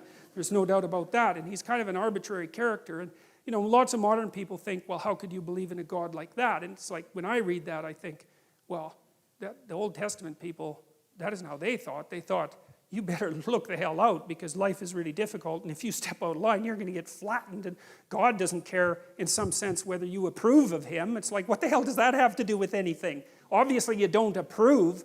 It's like, you better pay attention, though, because otherwise you're going to be in real trouble. And that there's real wisdom in that. Nietzsche really admired the Old Testament as a work of literature because he thought that the representation of the divine, let's say, as a representation of the essential nature of being was extraordinarily accurate in its arbitrary and often cruel nature. It wasn't following a morality that human beings could really understand as moral, but he thought that was very realistic, and I like that interpretation. But what happens in the New Testament is quite interesting because there's an insistence all of a sudden in the New Testament that you're supposed to act towards God as if he's nothing but good. And that's such a strange thing because you look at the world and you think, yeah, really?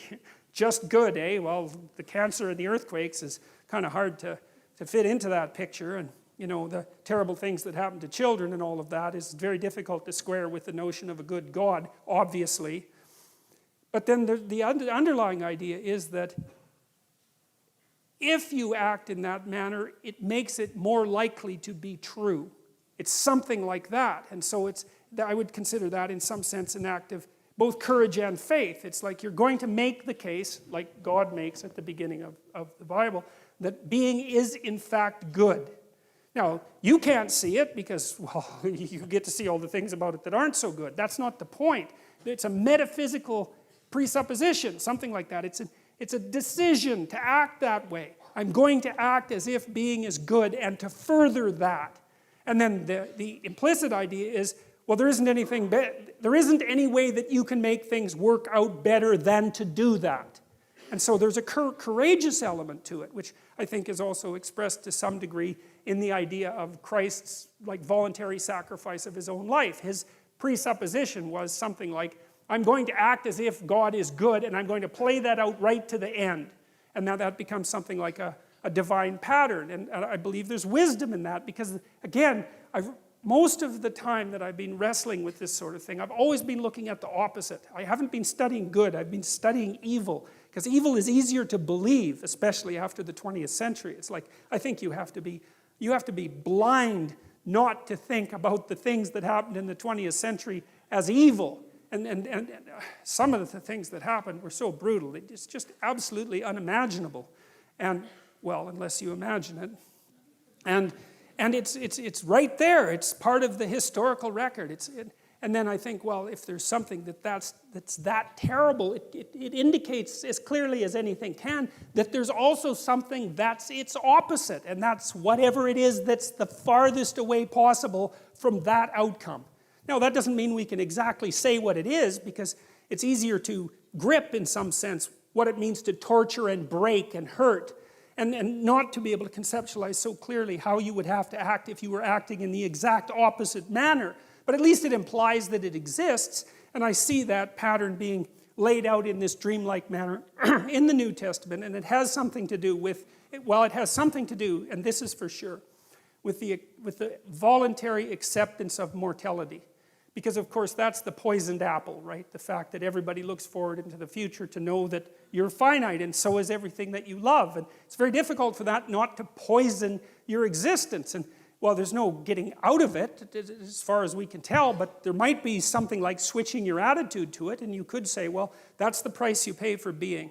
And the heroic thing to do is to accept that, and not even to accept it grudgingly. To say, all right, I'm going to go along with that, I'm going to accept that, and I'm going to act nonetheless as if being is good, and then I'm going to see how things turn out. It's something like that. And God saw that it was good. And so it's an act of courage, right? There's an act of courage that's associated with that transformation of attitude. And even with regards to the notion that the world is good, it's a courageous attitude, especially given that there's so much evidence that makes that conclusion difficult to continually draw. But the alternative seems to me to be far worse. So there's God again with the sun behind him, because he's associated with the solar consciousness, and he's creating all these strange, wonderful creatures. And you know, it's And people say, well, the idea of God as an old man in the sky, let's say, that's primitive. It's much more better to think about it as a, much more better? Jesus. Anyways, it's more sophisticated to think of the divine essence as a disembodied spirit or something like that. But that's not so obvious either, because as I already pointed out, there isn't anything that's more complicated than a human being. And so the idea that the divine is something that's at least as complicated as a human being strikes me as something that's actually quite reasonable. And I know it's a metaphor, although I don't know to what degree it is a metaphor, and it's also something that's embodied. And that's also a very interesting notion, because it's become increasingly obvious as we've tried to do such things as produce artificial intelligence, that it's very difficult to produce an intelligence or perhaps a consciousness that isn't embodied in some manner. It can't be just a spirit without form. And I think that's part of the reason too why Christianity puts so much emphasis at the end of time on the resurrection of the body, because there's a drive in there to ennoble the idea of the body, not just the spirit, the consciousness that floats abstractly above the body, but to say that, no, you can't do that. You can't just shed that part of you that's heavy and material, so to speak, and leave it behind as if it's of no value. You have to ennoble that as well. And that idea is also linked to the representation of God as a human being, and as a wise human being, and as something that's embodied. And so, at least from the metaphorical perspective, I don't think it's reasonable just to brush your hands across it and say, well, that's primitive. Because I don't think it is. I don't think it's primitive at all. And then God said, let us make man in our image, after our likeness. And it's our because, well, this is part of the priestly story. There's, as I said, a number of sources for the Old Testament. And in the priestly version, if I remember correctly, it's Elohim. That may be wrong. It doesn't matter, but precisely it doesn't matter, because the notion is that the God who's in the background of this story has a kind of plurality of being, right? And it looks like the idea of monotheism arose with great difficulty across time, because there are lots of powers, and the idea that there's a power of powers was something that it wasn't easy for people to figure out, and because what's constant across sources of power? Well, some kind of meta power, but it's hard to figure out what that is, and that's what's being represented by the movement, as far as I can tell, from polytheism to monotheism. It's the observation that there are powers that determine the destiny of people, at least in part, that you're subject to. And then the idea that there's something common across all those powers that you can represent, partly, say, with the idea of the sun rising in the morning and fighting its way out of the darkness at night, and that's associated with consciousness and sovereignty. There's see, one of the things that bothers me about simple-minded atheism, and I would say the simple-minded atheism is of the sort that regards these stories as nothing but simple superstitions, is that it's very, very poorly informed. Because whatever these stories are, they are not merely simple superstitions. They weren't conjured up by some cabal of priests to bamboozle the masses, even though they were used for that purposes from time to time. It's much, much more complicated than that. They have a very ancient lineage, and they're tied together with all sorts of other stories. And there's an emergent wisdom in them, and I think the right way to view them is as the birthplace of sophisticated philosophical ideas. And so you have to wrestle with these stories. You can't just... And I said already that I'm going to be as rational as I possibly can in my discussion of these stories, and not refer to anything metaphysical except when that's absolutely necessary, even though I don't want to eliminate the possibility of a metaphysical reality, because I think that's premature. But you have to take the stories seriously if you're going to approach the problem properly. You can't just casually dismiss them. It's not appropriate. And so let us make man in our image. That's a very interesting idea. And like I said, it's not easy to understand how it was that human beings came up with the idea that us lowly creatures were... So with the Mesopotamians, for example, and the Greeks were like this too. Human beings weren't godlike. They were the playthings of the gods, right? They were just... The gods just tortured us for their amusement, love and hatred and anger and all those powerful forces. We were just we were just playthings to the gods. There wasn't anything particularly divine about us. The notion that in some sense we partake of the divine, that's a staggering idea. And you don't want to underestimate the difficulty that there was in abstracting that, or the utility of that idea for our current mode of being. Let them have dominion over the fish of the sea, and over the birds of the heavens, and over the livestock, and all the earth, and over every creeping thing that creeps on the earth. So God created man in his own image. In the image of God, he created him. Male and female, he created them. That's interesting because there is more than one creation story in Genesis, and in this story, males and females are basically created at the same time. Later, Eve is extracted out of Adam, and we'll talk about that, but not here. It's the two sexes are generated simultaneously, and they both carry within them the divine stamp, which is very egalitarian and very appropriate, and I think unbelievably advanced. That's what it looks like to me. And God blessed them. Well, that's a good thing. And God said to them, "Be fruitful and multiply and fill the earth and subdue it, and have dominion over the fish of the sea and over the birds of the heavens and over every living thing that moves on the earth." And there's God creating Adam and Eve, and they're looking pretty happy about the whole thing. And that's Michelangelo's famous Sistine Chapel representation. And there's some cool things about this. I mean, you got to wonder, this is an aside, and I don't know if it's a credible aside, but it's an interesting aside, so that's a form of credible.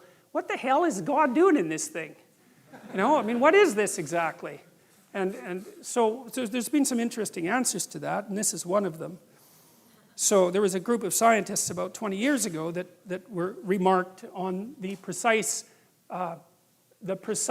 analogy between this structure and the brain bisected down the middle. And of course, Michelangelo was one of the first people who did detailed dissections, and so they felt that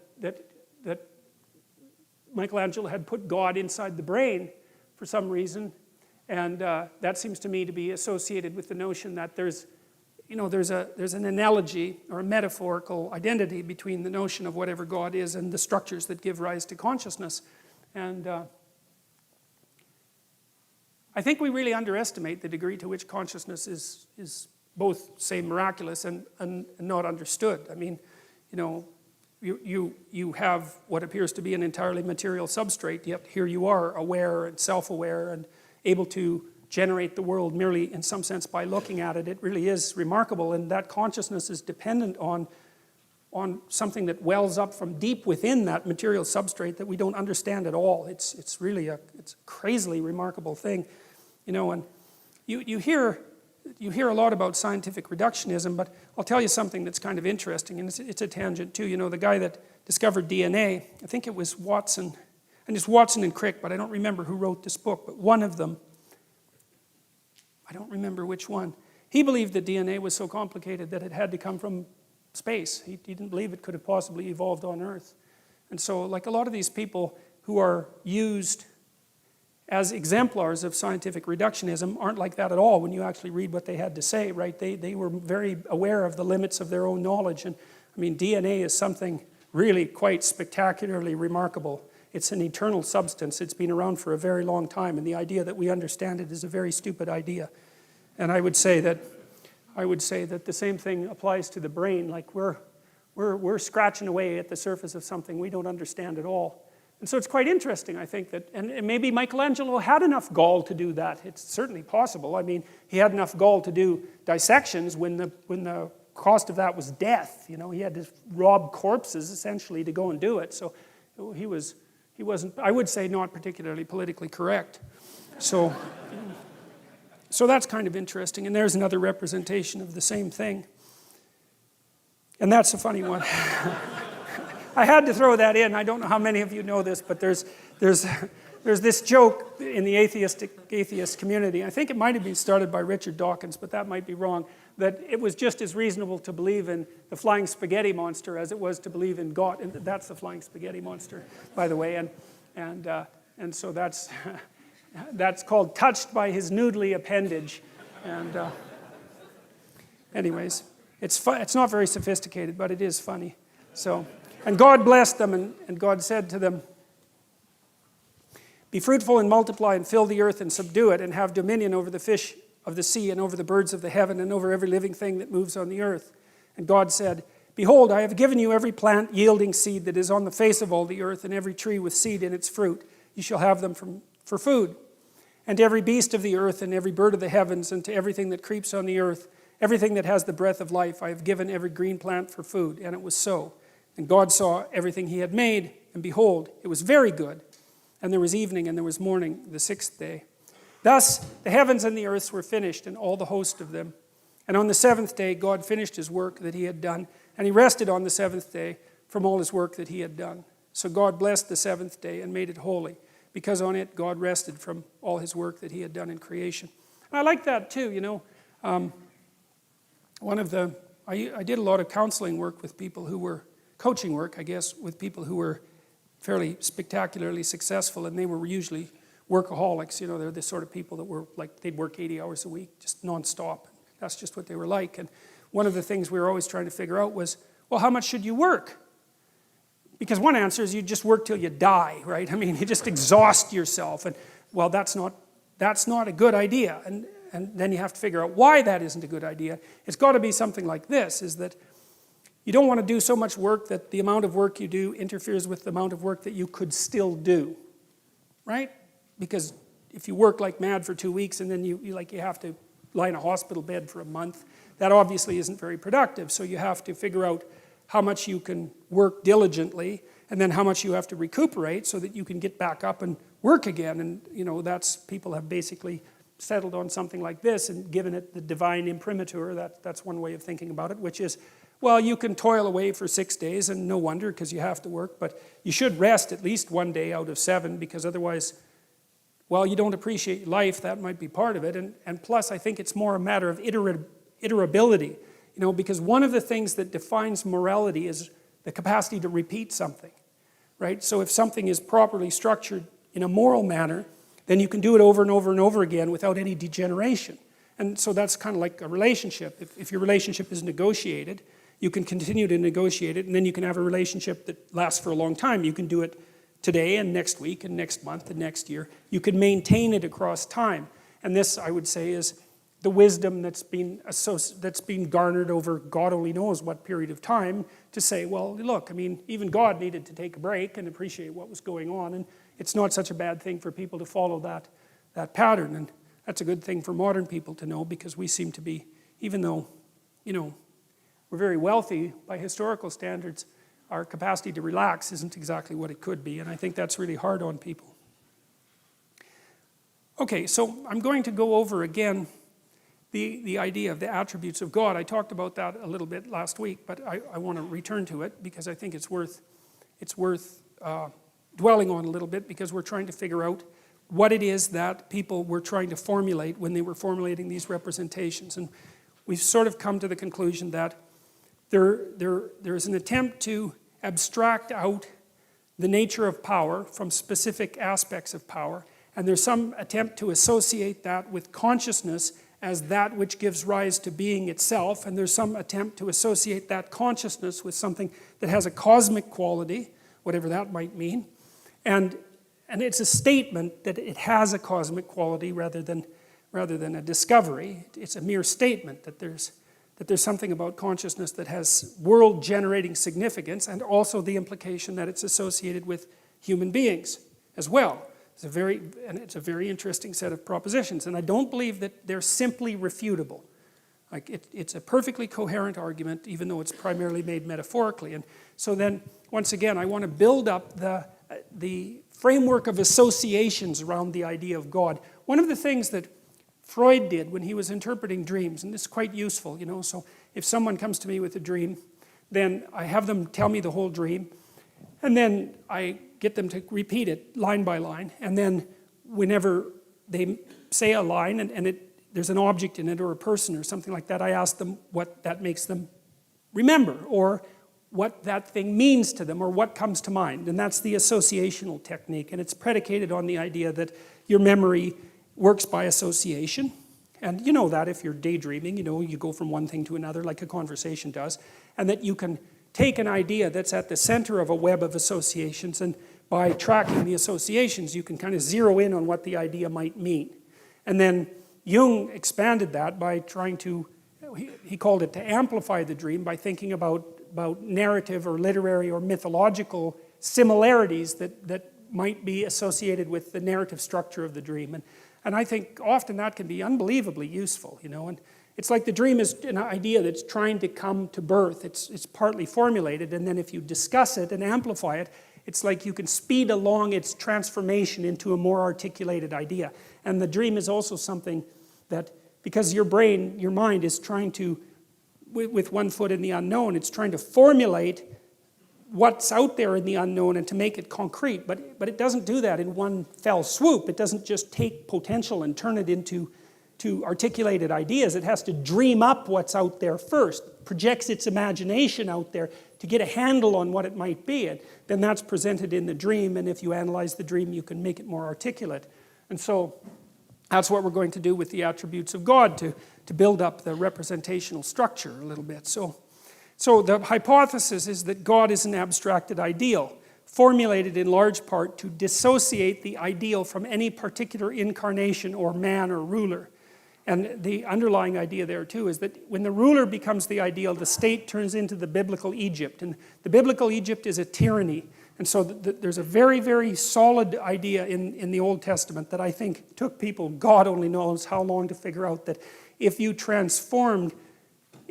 confused the notion of sovereignty with the current sovereign, then your culture immediately degenerated into a totalitarian state and turned to stone. And that was deadly. Then you were slaves. And then the thing was going to collapse as well. Like, no matter how big and grandiose, as soon as the ruler became the concrete incarnation of the ideal, there was no distinction between the man and the divine notion of the ideal, then the society was doomed. And I think that's I think that's true. It's as simple as that. And I think we saw more than enough evidence of that in the 20th century, and we're certainly seeing the same thing repeating itself now. When the ruler becomes the ideal, the state turns into the biblical Egypt, and the biblical Egypt is the archetypal tyranny. So, what is God like? Well, from the Christian perspective, there's three elements. One seems to have something to do with tradition. And so that's God the Father, and that's partly the embodiment, I would say, of the human being, and that's an ancient thing. And it's also partly the embodiment of the tradition of human beings, which is also a very ancient thing. And that's the structure, as I said. It's the structure that consciousness emerges from that enables us to grapple with the unknown as such.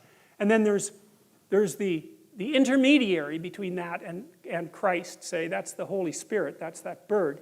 And that's the Spirit in a more abstracted sense. And I would say that's probably as close as Christianity ever got to the notion of consciousness as such. You know, disembodied consciousness, something like that.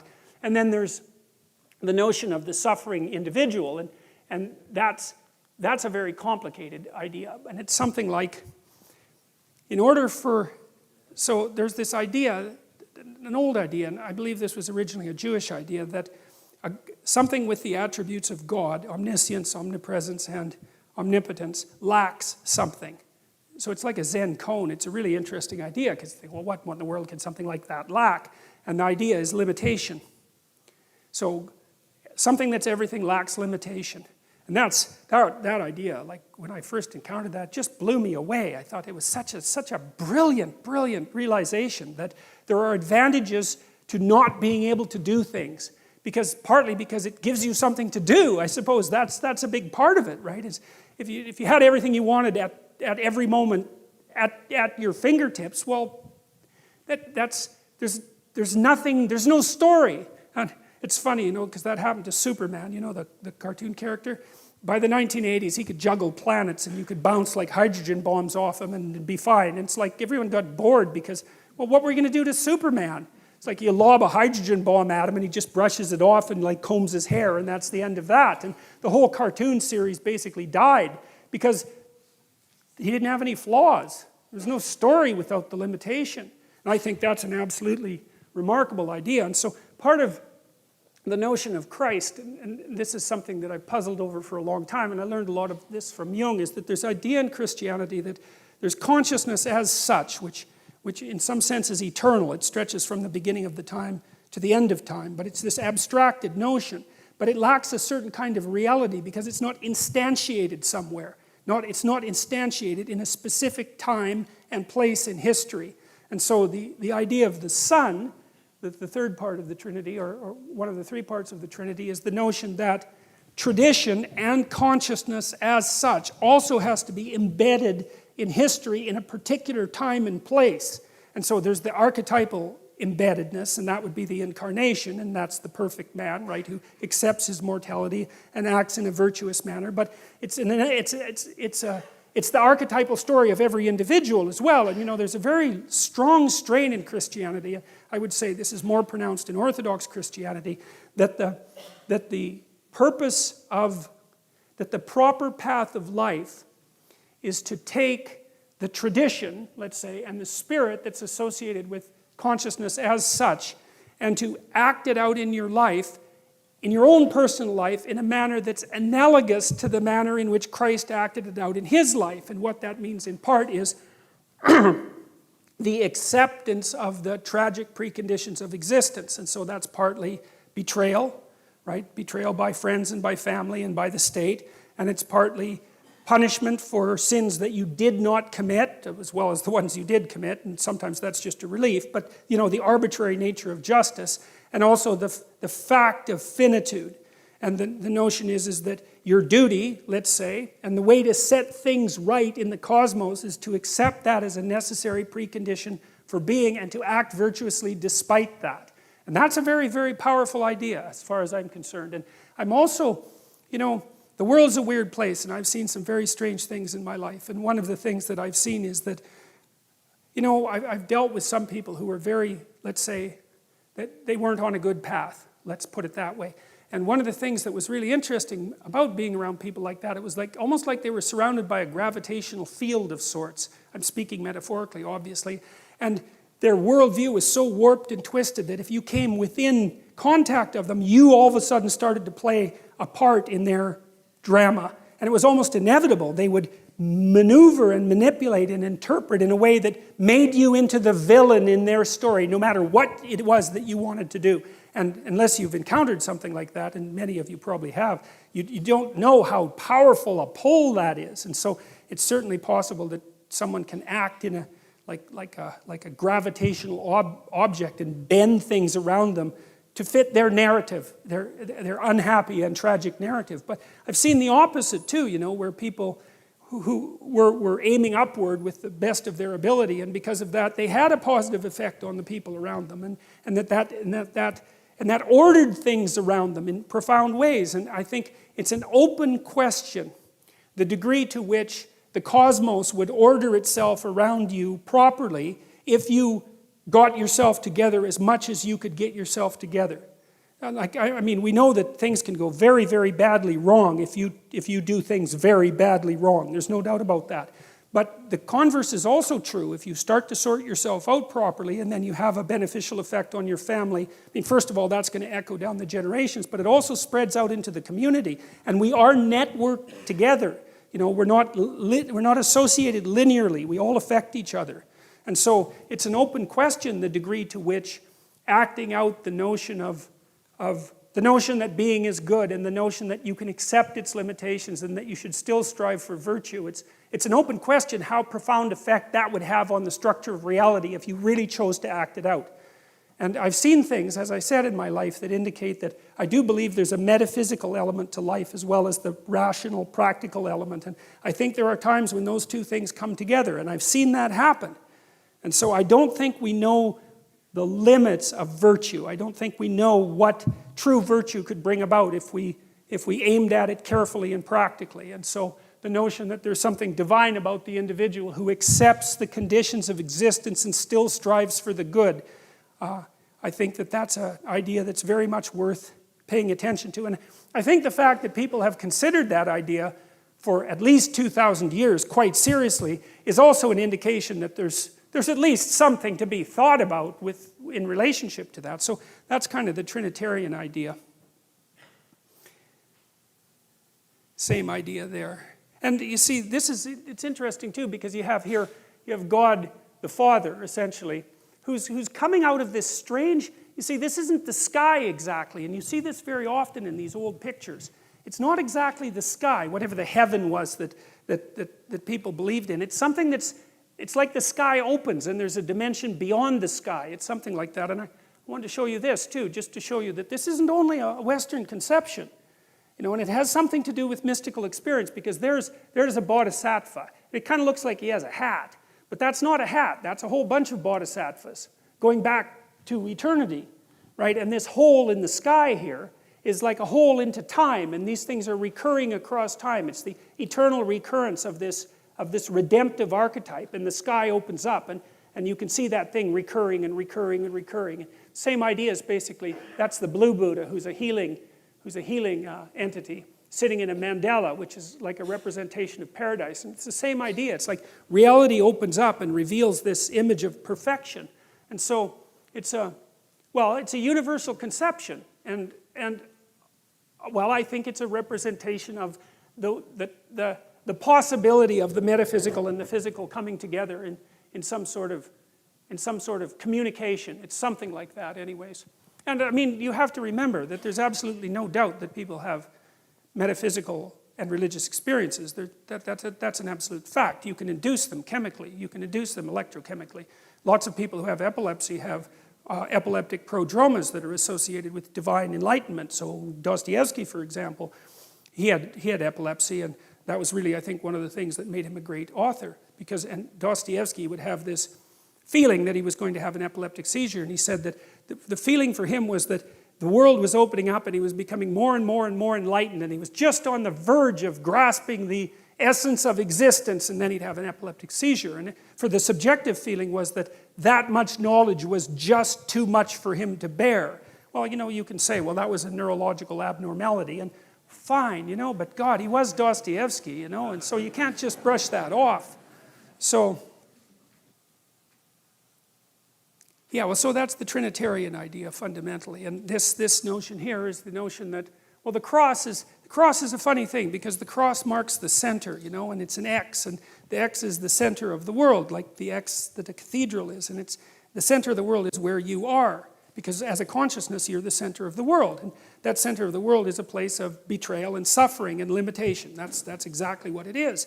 And the question is, well, given that, and given the fact that you know it, what the hell are you supposed to do about it? And what that representation, I believe that's Goya, what that representation implies is that you're supposed to voluntarily accept that and then move forward.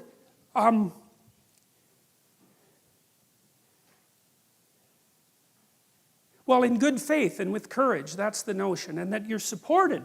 You're supported by your tradition, and that's why you need your tradition too. That's why you need to be embedded in your tradition, because without the support, let's say, of your father, and I mean that both practically and metaphysically, without that behind you, without the knowledge of you as both a biological and a cultural creature, without that depth of knowledge, you don't have the courage to do it, because you don't know what you are, what you could be. And so without that, because you're a historical creature, what students ask me sometimes, why study history? It's like, well, because history is about you. That's why. It's like history tells you who you are. You can't tell who you are because you only live a little while. How the hell can you figure out who you are?